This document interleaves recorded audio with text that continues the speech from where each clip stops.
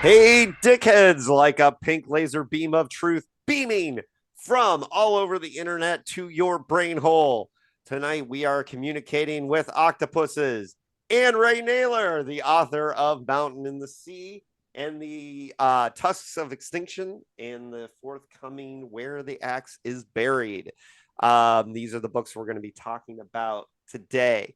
Um, the folks who are here tonight, they're going to jump in and ask questions, but I don't. We're going to get into a little bit of Ray's history. I've interviewed Ray 3 times, so if you really want to get deep on each of these individual books, we've done that on Postcards from Dying World, so you can find those episodes. And so, if you want a real deep dive into Mountain in the Sea, that one was also done right after I read it. So it was a little fresher in my memory at the time, and probably fresher in Ray's memory too. Because Ray, how many years ago was that book, Mountain in the Sea, when you actually wrote it? I finished it in 2020. Yeah. Right, So it's been 5 years, unbelievably. right. So Ray is the author of two science fiction novels, one which comes out next week, and then you have a novella in between, Tusks of Extinction. So those are the ones that we're going to talk about. But why don't you tell the folks a little bit about your origins with science fiction, because they have a lot to do with the guy we're all gathered to talk about. Yeah, so I think Philip K. Dick was one of the early science fiction authors that I read, and I had a my method as a kid was to explore my local library stacks and just seek out whatever was kind of adjacent to whatever else I was looking for. And I can remember coming across a collection of Philip K. Dick stories. I must have been 10 or so. It was a collection that included the story Roog Mm-hmm. and His first professional sale. yeah, and a fantastic science fiction story that I still sort of uh, use as an example of one of what I feel are the sort of core ideas behind science fiction, which is taking a very strange idea as seriously as possible. Right? Right. I think that story is such a wonderful example of that. I'm sure that he was just walking by and the dogs are all barking while the garbage man was out, and he was like, "What if the dogs are barking because the garbage men are aliens?" Right? And then you get Roog, right? But I have read, so it's always intimidating to be in a room of like experts on someone. So I will just Right. say that I have read a bunch of Philip K. Dick. I am not a Philip K. Dick expert, but I really loved him. And he is, and I say this knowing it's a very Philip K. Dick thing to say, he's definitely become a part of my DNA because I read him early and he was a really big influence on just the whole way that I would think about science fiction. So I kind of have him inside me.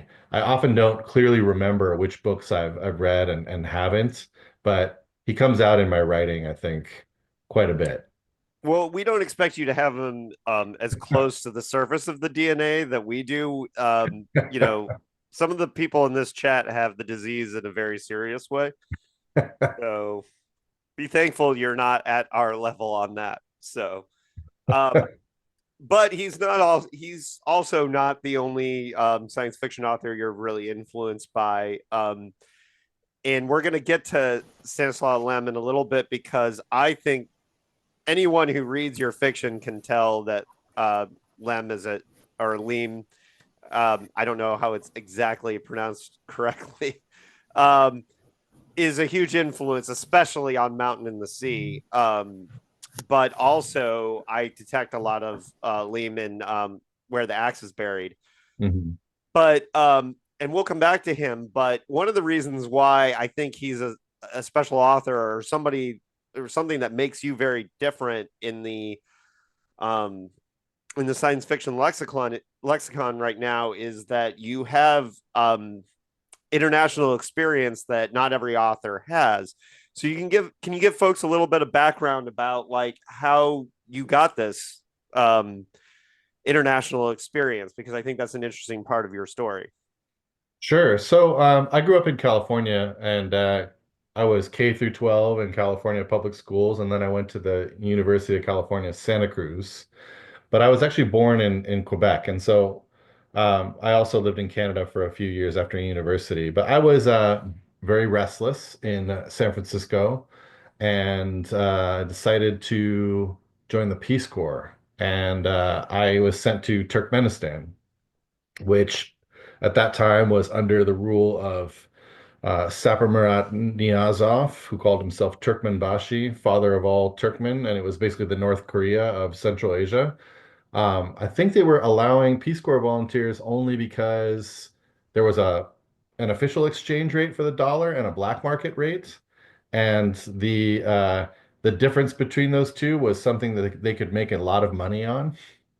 And so they basically took our dollars at the official rate, changed them on the black market, quadrupled their money, and that was the only reason why we were able to be there. But I learned Turkmen and then Russian in Turkmenistan.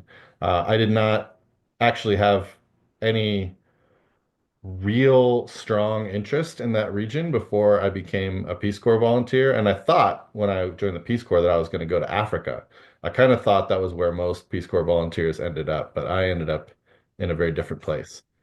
Right. So knowing And Russian, yeah, go ahead. well, before we get into the learning Russian, this Turkmenistan journey had a huge influence on the current novel that you're releasing soon, where the axe is buried. And we talked a lot about this in our interview, but um, you were very influenced by the experience of living under this dictator. Do you want to give us a little bit about how that experience informed this science fiction novel that you're just about to release? Yeah, so Turkmenbashi had been the leader of Turkmenistan under the Soviet Union, and then he took over when the Republic broke off of the Soviet Union. And I mean, I should say, it didn't exactly gain independence. Basically, the Soviet Union at some point kicked Turkmenistan out because they were like, there's no Soviet Union anymore. You don't get to be a part of us. Like, we're gone. So go away. They were the last republic to leave the Soviet Union. But Saparmurat quickly consolidated power, created this sort of myth around himself, and he actually had a golden statue of himself in the middle of the city, which is on the top of this gigantic kind of pyramid-shaped building and rotates to face the sun, where he's got his arms up like this. And the joke in Turkmenistan was, no, no, it's not the statue that rotates to face the sun. Right. Right. Um, so I lived there. I actually the other day was counting authoritarian states that I've lived and worked in. And so I worked in Turkmenistan. I then moved to Russia. At that time, Putin had not yet fully consolidated his authoritarian rule. So Russia was sort of teetering on the brink. That was about 2000, and I was there in 2005, and then again in 2008 to yeah, 9. So it was like before the worst of it. But then I also lived in Kazakhstan, which was a dictatorship at the time. I lived in Tajikistan, which was and is a dictatorship. I lived in Vietnam, an authoritarian one-party state. I lived in Azerbaijan, a dictatorship. Um, and then I lived in Kosovo, a country that had fought to gain independence from a dictatorship. So that's a lot of years living in authoritarian states, and I think it all kind of led into where the axe is buried. A sort of Easter egg or sort of thing that I haven't talked about yet, so you'll be the first group that I tell this to, is that the Republic uh, in in the book, there's sort of three main places of action. There's the Union, the Federation, and the Republic. And the Republic is based very much on Kyrgyzstan, um, Mm. which was a place where the West tended to carry out a lot of foreign aid, and then a reasonable amount, I felt like at the time, of like social experiments.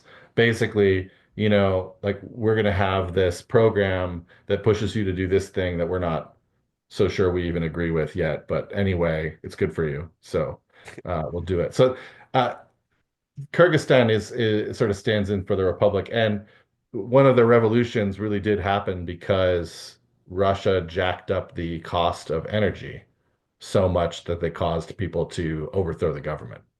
Right. And people should understand this is a near future, like couple hundred years in the future, science fiction novel that's about these different authoritarian states and how they interact with technology. And so, given your experience living in these authoritarian countries, it makes it a very unique science fiction novel. And that's the same kind of international flavor that you brought to Mountain in the Sea as well, because especially your time in Vietnam was very influential on aspects of Mountain in the Sea. It Correct. was, yeah. And then in Vietnam, I was the Environment, Science, Technology, and Health Officer at the U.S. Consulate in Ho Chi Minh City, which used to be the U.S. Embassy in Saigon. And there I was able to go out onto the Condau Archipelago and work on a number of projects, including with youth there, and spend a lot of time there. And so, literally, with the Mountain and the Sea, I came to know that archipelago so well that while I was writing the book, I could turn my head and see exactly what any character in the book would be looking at because I had been on the island, and I knew it really like kind of like the back of my hand. And the geography of the mountain and the sea really is exactly the geography of the Condau archipelago. The only thing that's moved is I moved the shipwreck, but the shipwreck also exists. Mm. So all of that is kind of grounded in the real. Like, Yeah. unfortunately, where the axe is buried. A Right. lot of it is realer than I'd like it to be. Um, yeah, so about 20 years abroad, mostly in countries that end in Stan or Russia. Brief excursion to Vietnam and then Kosovo. I like to say that my main specialty has been nominally Muslim but largely secular former communist states. And that's a strange niche, but I worked in a lot of them.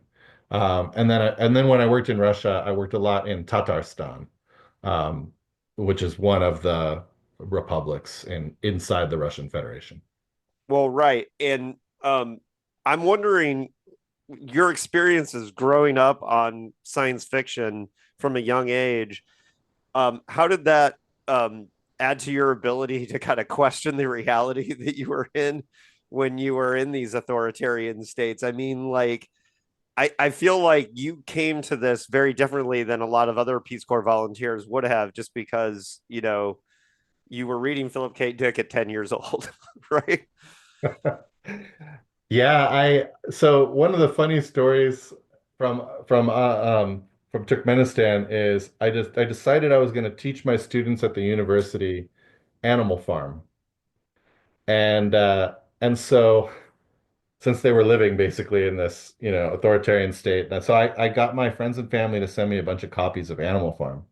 And and then I was like, okay, how am I going to do this? What's my strategy? And I was like, okay, well, I know what I'll do. I'll go ask permission. And so I went to the dean of the university and I said, there's this book that I would like to teach. I think it would be good for the students' English language knowledge. It's called Animal Farm, and it's by George Orwell. And the dean said, oh, okay, what's it about? And I said, well, it's about some animals that take over a farm. And he said, sounds good. Go ahead. Right. Because one of the rules of authoritarianism is that authoritarian states make everyone in them ignorant, right? Including the people in power. So no one knew who George Orwell was in Turkmenistan, including probably the president. I actually went to the public library and 1984 was on the bookshelf, Right. right? And 1984 was basically like exactly like existence in Turkmenistan. Right. Like if you told Right. me my students, like when we got to the part in Animal Farm where they have, the rules and then the rules change, right? And there's a part where they change the rules from all animals are equal to all animals are equal, but some animals are more equal than others. None of my students blinked an eye. when that sentence was read to them. They were like, yeah, that's Right. how it works. Like that's the way the world is. All animals are equal, and some are more equal than others. Makes perfect logical sense. Right. So, So, how many years altogether did you live in Russian speaking countries? oh, let's see. Two in Turkmenistan, two in Russia, three in Tajikistan. That's seven. Two in Kyrgyzstan. That's nine. Two in Azerbaijan makes 11.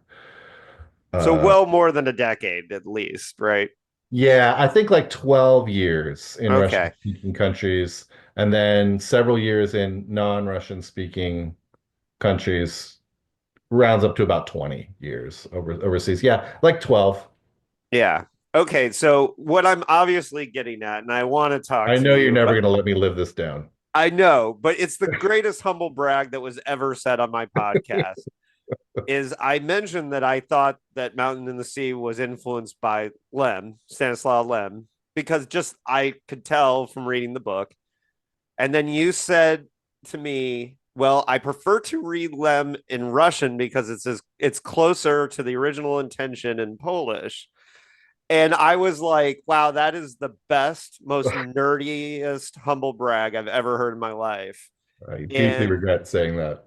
well, no, I no, it's cool, Ray. I think this is the coolest thing. I You should not, you're not living this down. This is very cool.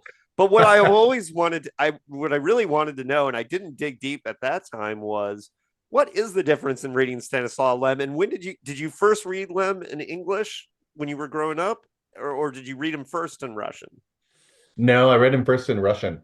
I actually discovered Liam via the film Solaris, and Hmm. and so I actually first read him in Russian, and the reason was I wanted to read things in Russian. I started out reading things in Russian that were translated or that I had read before. So I had read We, for example. And I think that was the first science fiction novel that I read in Russian because I had read it in English many years before. I thought it might help me. It didn't at all, Right. but I thought it would. It turned out it was, still really hard. But so the difference is, right, when you're translating from Polish to Russian, those two languages are very close to one another. They don't sound that close to one another, and there's a lot of ways in which, they're not recognizable as being close. But when you really get down to it, the ways the sentences are structured, the grammar structure, all that stuff is very similar. And so translating from a Slavic language into English is a long way to go. English has just a completely different structure, and it's very hard to do the things that you can do in Russian in English. I know this because I've translated several short stories from Russian to English, um, and it is really a challenge just because of the ways the languages are structured. So if you're moving from Polish to Russian, it would be kind of like you're translating something from, you're moving it from like Italian to Spanish, Right. right? Rather than, something like from Arabic to Chinese, right? And since you've done this translation work, what are the kinds of things that just are really hard to make sense of in English, that what kinds of vibes and things are in Polish or Russian that is just hard to get from that kind of language? Oh, well, I mean, there are these conceptual tangles that you get into as a translator, like um, the word for missing someone in Russian is completely identical to the word for being bored. Hmm. And so when you say you miss someone in Russian, what you're really saying is, I'm bored for you, which actually makes a lot of sense when you think about it, because that is a lot like what missing someone feels like, is like being kind of bored without them. Like your life feels empty and boring, right? But there's these little things like there's these Russian words for like toska and some other words that communicate levels of like different kinds of melancholy or, like there's just these things that don't exist. And you have to figure Mhm. out, well, how am I going to translate that? But I think the hardest challenge I had was I had this story by Anastasia Bukreeva, and we published it in Samovar. Um, and the problem was a cultural one. The problem was that the mother, who's the main character of the story, was very likable in Russian if you understood the Moscow context that she was living in. But if Mhm. you didn't, if you were an American audience and you didn't have that experience, she seemed like a really bad parent, which ruined the story because she's not a bad parent. And the point of the story really is that she really loves her son, who she constantly has to leave alone in a haunted apartment, basically, so that she can go to work to make money to take care of him.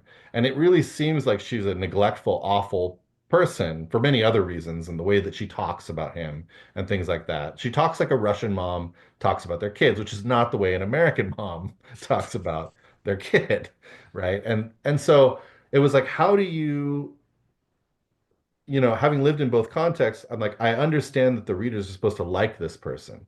How do I, as a translator, make this person likable to an American audience without violating the story itself, right? Like it's this push and pull, and there's a lot of translation is just so cultural, right?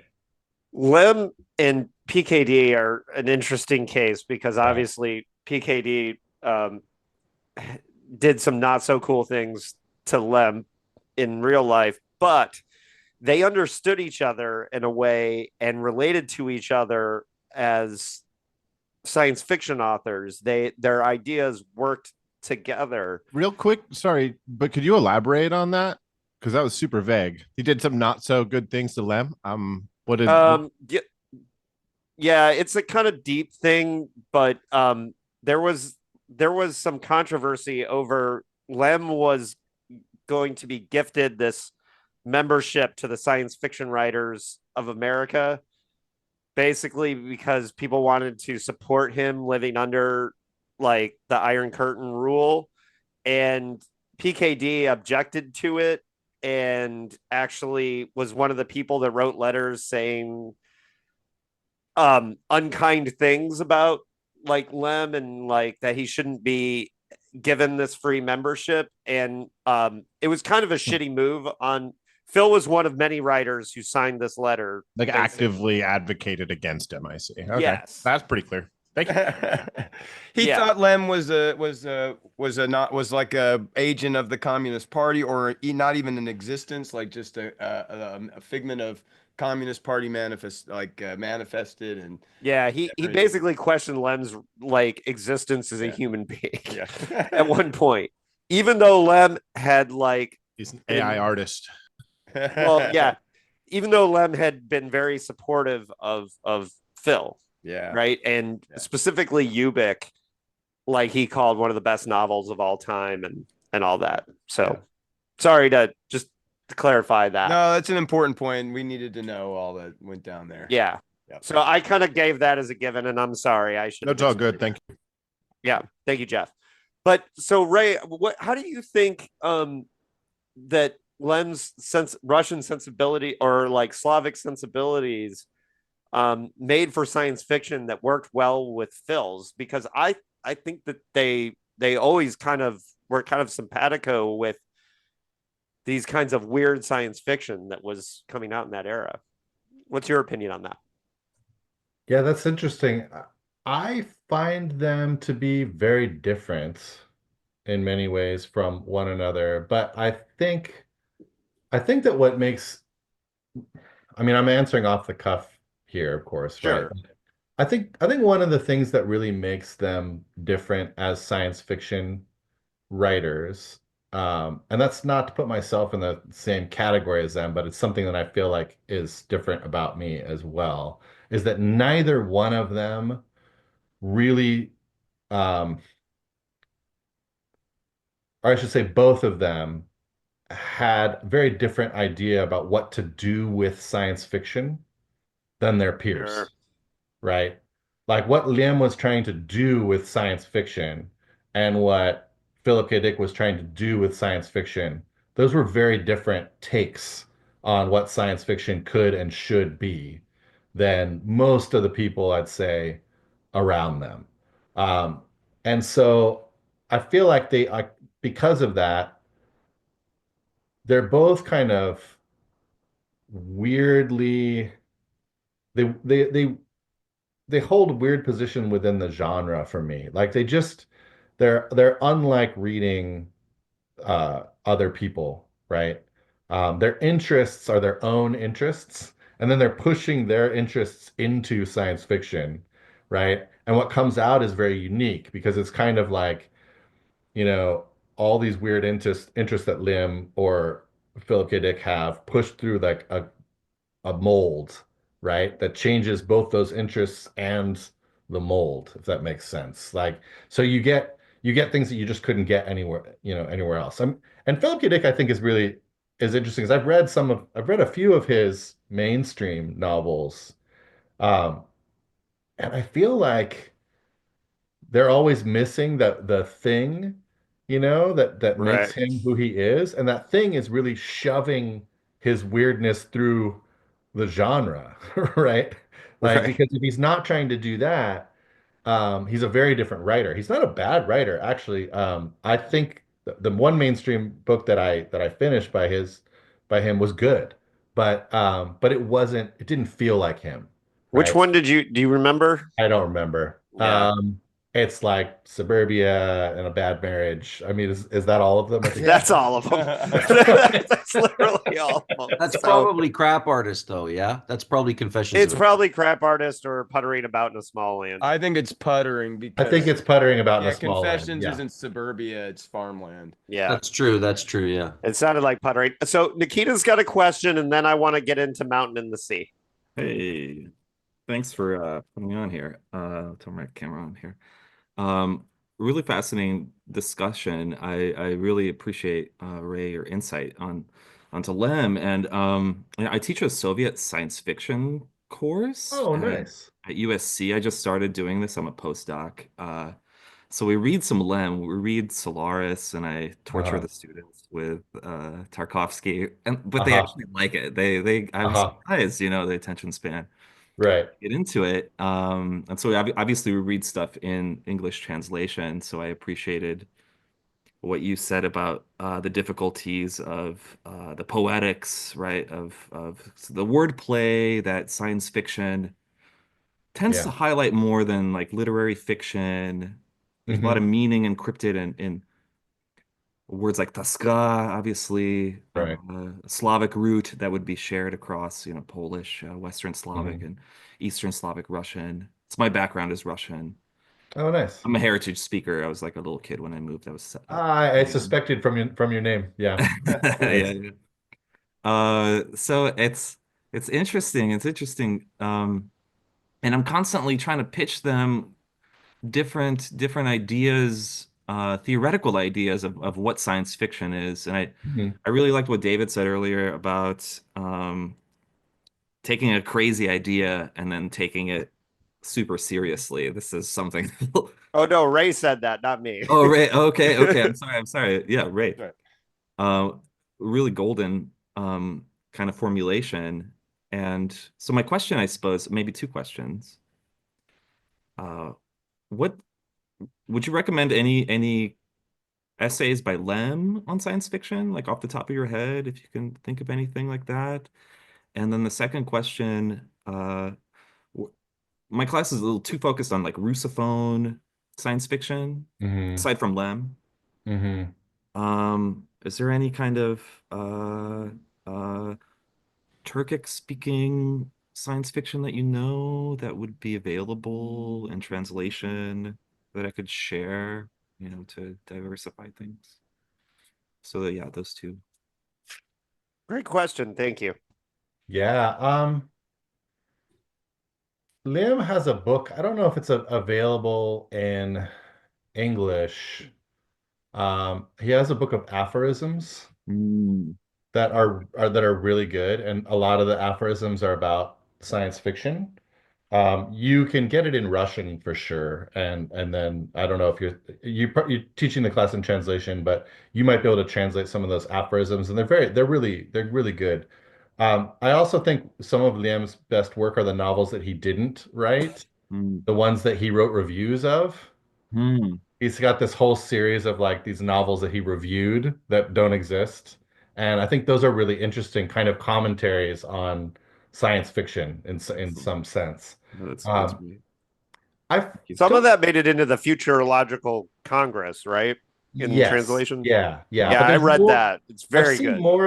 I've seen more of it available in Russian than in English because I think that in general, there might be more of his work available in Russian, the sort of work that's kind of on that's not novels or quite essays, because Nikita, Mm. Russian is like a little bit muddier about genre, right? And so like they just accepted a lot of weirder forms, and so Um, like this aphorisms is one of them. It was like just a whole book of like mm. one-liners by Liam Mm. about a Yeah. number of different subjects, right? Nietzschean, maybe. I don't know. Yeah.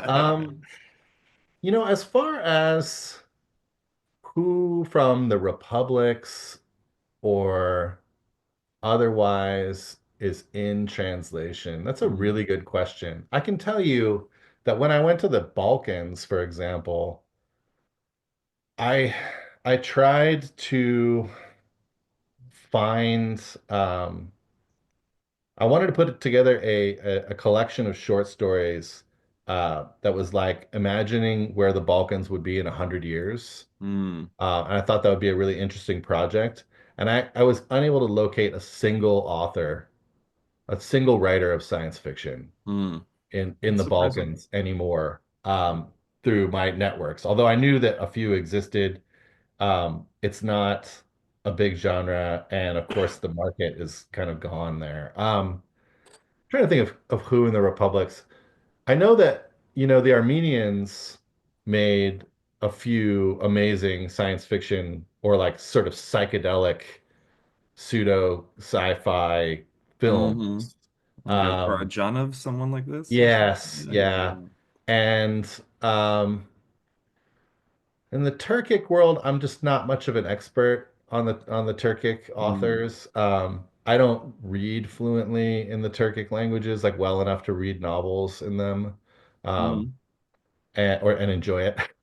So, I, I, so I don't know I, them as well. And then the fact is that in the Soviet time, anyone in the Soviet Union would probably have been writing in Russian and not yeah. their native language. I Um, mean, I would generally say I think that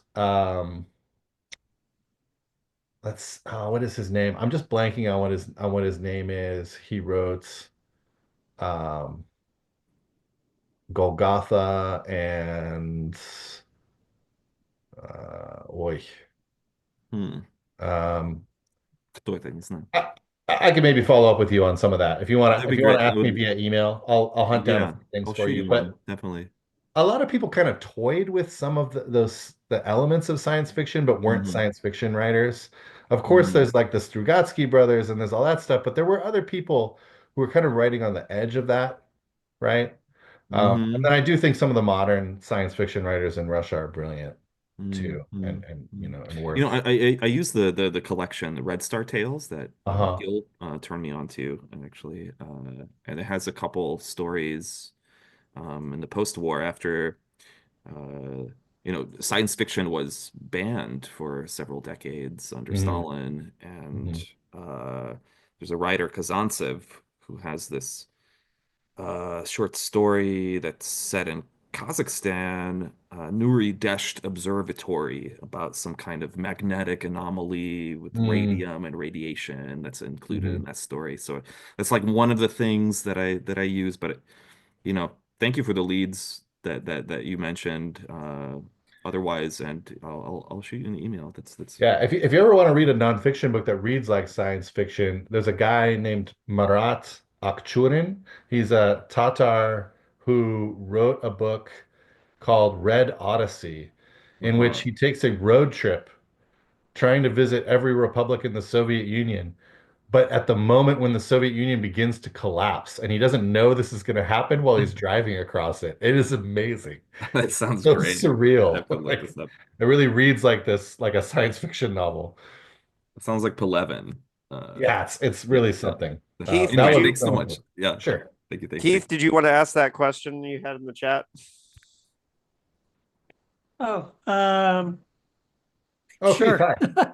Hey there, Ray. I was just curious, since especially you've read a lot of Lem in Russian that maybe that we haven't read. Like what would you say is your favorite Stanislaw Lem novel? And then we'll get into Mountain in the Sea. Swear. I have two, I think. Непобедимые, Invincible, Yep. and what as a Возвращение со звезд, Return from the Stars. I think those are my two, probably the ones that have had the biggest influence on me. Yeah. I like Return from the Stars because it was just such an interesting idea. Like, let's not talk about where this person went or what they did, but just talk about the reverse culture shock that they go Mhm. through getting back to Earth. I thought there's something really interesting about that. And then Invincible is just like a shockingly ahead of its time and groundbreaking work of science fiction that I think probably doesn't get enough. It's overshadowed by Solaris and Yeah. you I've know, read that one in English and I thought it was really good. Well, yeah. and I've always wondered if his master's voice, which I really enjoyed, translated into English, like, but I was like, I wondered how much of it was lost in translation because it's about translation not working. Yeah. You know, Yeah. it's kind of like a concept that eats its own tail, Right. right? Right. Right. I mean, I think some things just get a little bit mauled, right? In translation, probably not completely lost. We're still talking about Indo-European languages, but kind of muted, the tone is off. It's like um and tone, I think, is everything with some of these writers. I mean, there are writers that are completely ruined by translation. I have to say that I read Tolstoy, for example, in English and hated him. And then I read War and Peace in Russian as like a challenge to myself, like a personal challenge. And Tolstoy is amazing in Russian, and he's actually not at all the author that you would think he is, because Tolstoy's all about tone and this darkness that Tolstoy conjures up, this like kind of foggy like tone is amazing, but it's totally lost. Hmm. That's And, and fascinating. and I've read good translations of him, and it's still not quite there. There's something really missing. But that's not true, for example, of Dostoevsky, who I think is incredibly well translated in English and better to read in English practically than he is in Russian somehow. And so I can't figure that out. How is one author so difficult to translate, but another one is easy? And they're both quite difficult authors in their own Right. right. So Yeah, So translation, yeah. let's get into Mountain in the Sea because we've definitely gone long on that topic. But Mountain in the Sea is an incredible science fiction novel. It's one of the best science fiction novels I've read in this century so far. thank you. And you've had a really unique experience because you have multiple themes going on in the novel, and the conversation about this novel, like since it's been released, has morphed at different times. hmm Can you give people a little thumbnail of what you wanted to do with Mountain in the Sea, and then how different putting it out in the world was? Yeah, I got to do something with Mountain in the Sea that I'll never really get to do again. And that was I got to write a novel that was entirely for myself, um, exploring an idea that I was personally very interested in without ever thinking that it would really get published. And so that makes Mountain in the Sea very different because I was like, I'm going to write this book the way I want to write a book. I'm basically going to do the things that I want to do. I'm going to explore the ideas that I want to do in the that I want to explore in the way I want to explore them. And the book was written out of this sense of curiosity. how much can I explore the idea of consciousness, intelligence, and communication um, from as many different angles as I can, and what kind of book can I build where I can do those things. And I honestly did not think that it was going to get published. I thought, okay, I'll give it a try. I'll try to get an agent. I'll try to do all these things. They never work, you know. And so with failure in my mind, that's kind of how I set out. And then I didn't even find an agent. An agent found me. John Joseph Adams actually uh, recommended me to my agent without my knowledge. He just basically wrote an email to my agent, Seth Fishman at the Gernert Company, who's an amazing agent. He wrote him an email and said, "Hey, I heard that Ray wrote a book, and if he wrote a book, you better read it." And that was how I ended up with Seth. Yeah, that never happens. That never That's happened, great right? luck. And so people always ask me like for advice about how to get an agent. I have no idea. Like I have no idea how one does that. I guess John Joseph Adams gets them for you. Like I mean, so so because of that, it's a very different book. And what I mean is that any book after it, I'm going to have commercial things in my head, right? That aren't going to go away. I mean, I can't get rid of them whenever I sit down to write a book. And that's not to say that, I'm not going to write very difficult books. And I think in some ways, Where the Axe is Buried is a more difficult book than The Mountain and the Sea. But in some ways. And the book Yeah. I just finished the first draft of now is in some ways even more difficult than both of them. But that purity I'll never I'll never have again, right? Right. Because now I know that I'm writing for an audience, and that's a different thing. So And for those who don't know, a lot of this, my thumbnail version of Mountain in the Sea, and I could be greatly reducing it, and Ray, you can wag your finger at me, but a lot of what made the book special in the beginning was this idea that the octopuses in the world like learn to communicate for the basic purpose of telling us to stop what you're doing, stop. It's about this intelligence of developing because out of a necessity. And then what was interesting was you were talking about that level of consciousness, but at the same time, there's a parallel story about artificial intelligence. And when the book came out, a lot of the discussion was about the octopus stuff.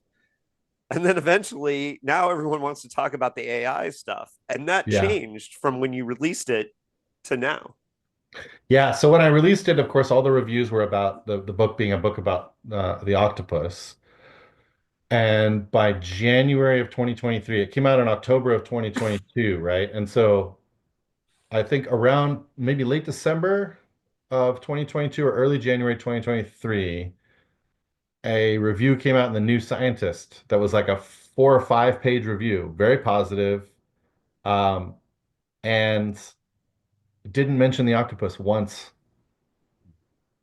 Just was completely about how this was a book about artificial intelligence, and I found that really interesting, because for me the AI was more of a background, you know, to I mean it was a set of mirrors that I had built, right? I had built this kind of focusing mechanism, this refractory sort of thing, where I was talking about a lot of different kinds of intelligence in order to talk about intelligence as a whole. But the central idea, of course, is the octopus.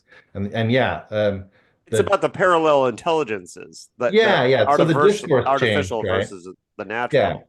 Yeah, the discourse changed. The book didn't change, but its position in society changed. And now when I get asked to talk, I quite often get asked to talk about AI, right? Right. And I get asked weird questions like, how far off do you think that something like Evrim is? And my answer is always like that's not going to happen. Yeah. That's not going to happen. That's not what AI even is. Like like Evrim would have to be constructed in a completely different way, almost in a different world where we went back to the beginning and Which completely redid how we do AI. Like AI which is by the not. way might be a minor spoiler because the first time I read Mountain in the Sea, um, I didn't realize Evrim was a AI for a good chunk of the book.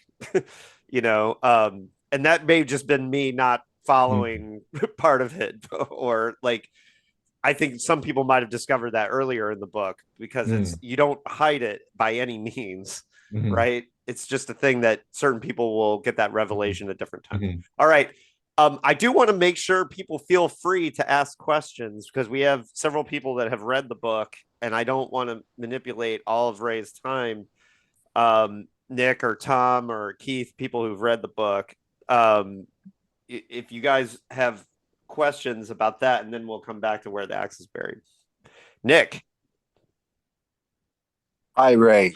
I read the book, love the book. I agree with David. It is an amazing 21st century science fiction novel.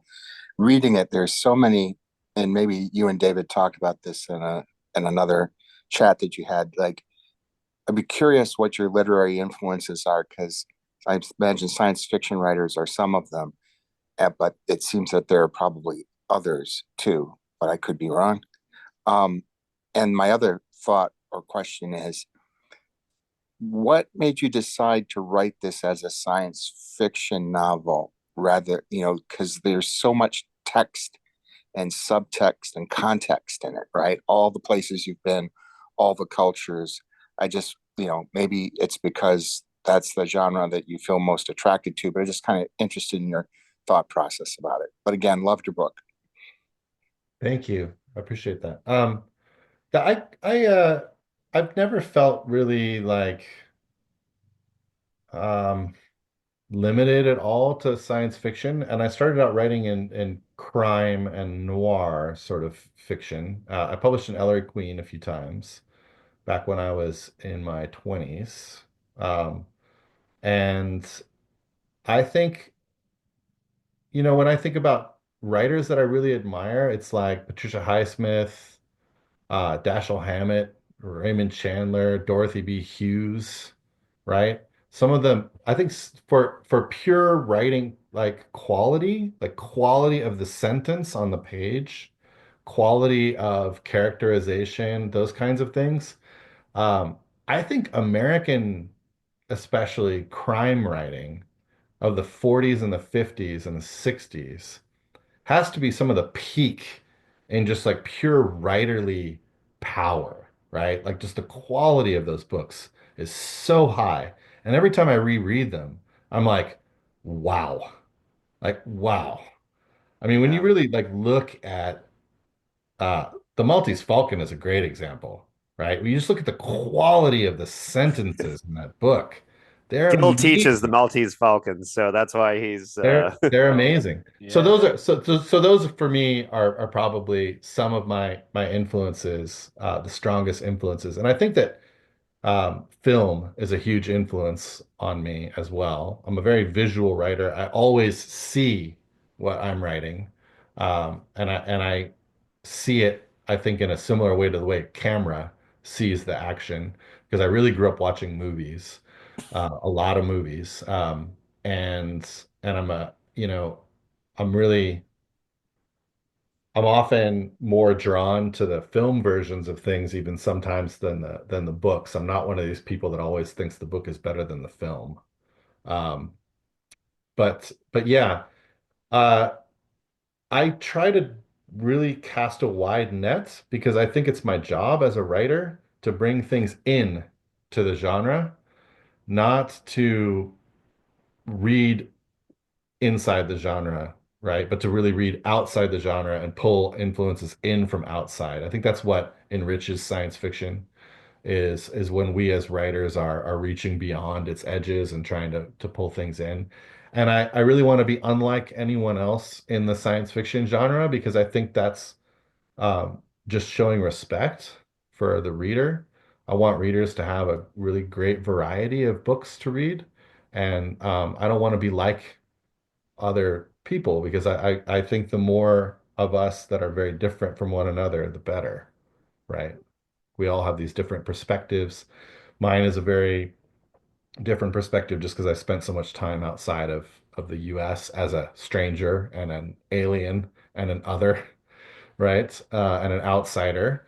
And I think that inflects in all of my work. Tom, you have your hand raised. Oops, thanks. Yeah. Thanks very much. Thanks for being here, Ray. And I also just absolutely love the book. I think it's magnificent. And Thank you, Tom. yeah, and I think I've learned a lot in terms of something I'm struggling to make about it. The way that you have those different storyline strands and even the storylines within the storylines, the Rustum stuff, but that they all resonate with one another around this idea of well, they create this gestalt, and that you manage to allow us to connect the dots between the different stories without you having to point at it. And God, Hmm. that's a rare talent, because either there's a constellation, but you can't get people to put it all together, or people point at it too much. I don't know how you've managed to crack that code, but you've done it magnificently in this book. Um, so my question may be a bit strange, because to me, what the book is about, and this is like any reader, it's filtered through Yeah. my own obsessions and my own, but it seems to me that the book is about cybernetics in its purest definition. It's communication and control in the animal and the machine, right? The Hmm. subtext of Wiener's book. Yeah. So my question is cybernetics an influence on you? Have you read some of the cybernetics, the first order and second order? And my guess would be yes, because you've got one of the sections is called autopoiesis, which of course comes from Maturana and Varela. So I'm curious, is there a cybernetic pedigree to the work that you do? Yeah, absolutely. And I'm big into cybernetics and systems theory, and mostly through the lens of biosemiotics, and semiotics, and especially Persian semiotics, the triadic structure of semiotics. So a lot of that shows up in the work, and cybernetics very much a part of it. So yeah, that for sure. And I actually think that one of the my wife and I were just saying today that one of the most disturbing things when you think about it, is that systems theory has been around for so long, but we just still don't teach it in school. And without teaching systems, you can't progress to like the next level in human like evolution, basically. Like if people don't understand cybernetics and systems theory, then they just fundamentally can't understand why things are happening, right? The way that they're happening, and the complexity of life. But it's not that hard to teach. Like you could build it into the program, but we just don't, right? Yeah. But yeah, you definitely that's a huge part of it, because I actually believe that cybernetics is at the core of consciousness. That's a long discussion. I'm not Yeah. going to Yeah, have I with you would here, love but to, if yeah, you're open to it, have an offline discussion with you absolutely, about that. absolutely. And just so hopefully it's not lost, or to restore some of your hope. I'm fortunate at the university where I teach to have a part of my role. I'm in the academic leadership development program, which I've tried to sneakily turn into a systems Ah, program. nice, So I've got all these department heads and associate deans Oh, that I'm nice. sneakily trying to teach systems to. like So. complex systems and Um, complexity. Is that what you're talking No, it's about? not really complexity theory. No, it's systems science, which is a And yeah, it's a it's usually complexity is what it builds into most of the time.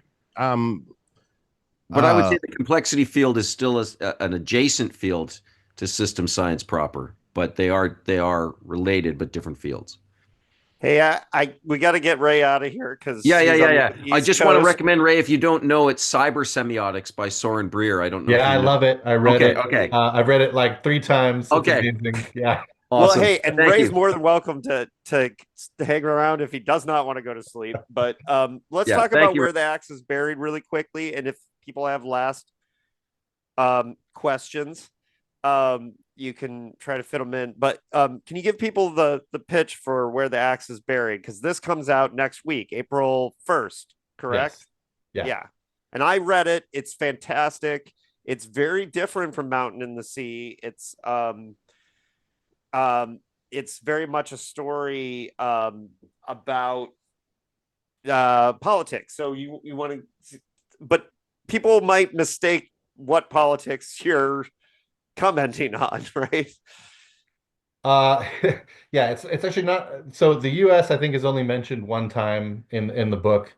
Most of the action takes place either uh in Europe, The whole thing takes place in Eurasia, basically, right? And it's basically an examination of two different fundamentally authoritarian systems. One is, an AI managed, optimized system of governments that have basically given up most of control to not conscious, but just AI minds that problem solve and present them with societal solutions to deconflict human interests. And then the other one is the Federation, where you have an autocrat who has been downloading his mind into one body after another to maintain power over a long period of time, and to sort of stage coups against his own government to sort of reinforce its position. And it's about those how those systems begin to fail, and the ways in which they start to fall apart. And Um, some of the revolutionaries yeah, working against them. yeah. And it's really a fantastic piece of speculative fiction, and really especially if you know your backstory, where you come from, it really adds to the um to what you're doing with it. And you know the lightning in a bottle that you caught with Mountain in the Sea, I feel like you've got a lot of similar things going on here. And also, I should mention your novella Tusks of Extinction, which is a really fast 100 pager. I am a huge fan of Tusks of Extinction. I know Keith is too. Um, and that one is a really great ecological and very Dickian concept. By the way, so I do like the very weird like concepts, and that's something that where Philip K. Dick and I overlap. I think I got that from him. I think that's one of the things that I sort of absorbed is that you could also stuff a book full of really cool weird stuff. Like, you didn't have to just yeah. have one concept. You could do like 10 things at once, and that just makes it come more alive. I And want to it's warn interesting. people though, with Tusks of Extinction, the less you know going into it, the better. I did Yeah. not. I just went on the strength of Ray being awesome and read it without reading the cover description. And I think if I'd read the cover description, I would have had um uh you know less of a I wouldn't have had as cool of an experience, because the kind of the concept worked better when I didn't know what was coming. Yeah, I always think that like the best way that you could come into a book is if you were just walking along a beach and found it with its covers torn off and Yeah. picked it up and started reading it, like any book. Like that's the way that literature ideally would be experienced is there wouldn't be any of this mediation. There'd just be you picking up this thing and starting to read it and being surprised by whatever was inside it. That would be awesome if we could have a world where that happened. But of course, that's not what we have. I want to say thank you to everybody, and yeah, abolish all blurbs. I hate them. I hate doing them. I hate asking for them. I hate that entire it's the worst thing ever. It's an Um, ecosystem. yes, yeah, it's awful. I'm perfectly willing to have some of these side conversations. My email is easy. It's my name at gmail.com. So with no underscore or dot or anything, just spell it correctly and you'll get to me. So Well, Ray, which is a it's been challenge for some people somehow. well, you definitely are one of us, and I appreciate the time that you've given us, especially with the book Yeah. coming out next week. Where can you've already told people where they can find you, so Yeah. and, Okay, and then raynailer.net, and I have a newsletter there if you want to sign up for it. It comes out only once a quarter. And it basically, I will tell you what is going on with me, and I'll tell you three things that I'm interested in right now in the newsletter. And that's it. It's quite short and doesn't waste a lot of your time. It comes out around the solstice or the equinox, just so I can focus I'm like, okay, it's like we're getting to spring. It's about the 20th. Time to think about this again. Um, I I really genuinely think that if there's anything that I believe as a writer, it's that the writer-reader relationship is a partnership, and a conversation that we both bring just as much into the work. And I think that relationship is an extraordinarily magical one. I mean, I do think it's magic. It's fascinating to me that I wrote this book and it's sold well, and so like all these Well, many and I thousands of gotta say, people. Ray, too, because when I read Mountain in the Sea, like I had never heard your name before. I saw it on I was an impulse checkout at the library, right?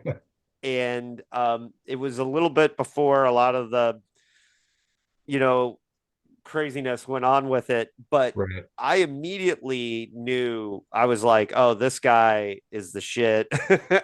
And I knew I was communicating telepathically with an author I wanted to That's awesome. be in constant business with. So, and by business I mean reading his stuff, his or her stuff, and Thanks.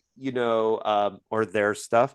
And I just I really love Mountain in the Sea from the beginning, and I think the message of it is incredibly powerful. And you continue to have done that with all three books. All three are 10 out of 10 for me. So on that level, Dickheads, coming up next week, we've got John Shirley. So for those of you watching this later on YouTube, keep your eye out for cyberpunk legend John Shirley and James Reich in doing Skinship in the next couple weeks. So as always, Dickheads, we want to keep it paranoid, stay paranoid, and Larry.